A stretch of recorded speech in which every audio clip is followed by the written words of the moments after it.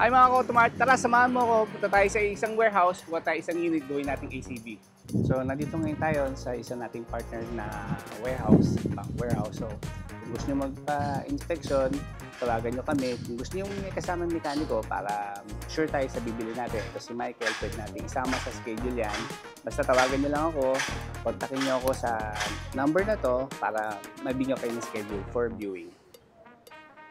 Okay, so ito na, no? Dadali na natin sa office to, sa HQ, kaka-pull out lang natin. Montero GLS saka isang Hilux. Yung Hilux, dala ng isang kasama natin. Ayon sa ating mechanic, na yung in-house mechanic natin na si Michael, wala naman siyang problema, wala naman siyang fault. So, na-check up naman niya. Nag-run down naman siya ng checklist natin. Ayun, so abangan natin to sa susunod mga araw. Convert ko ng ACV to. Basta used cars, yung Automart na yan.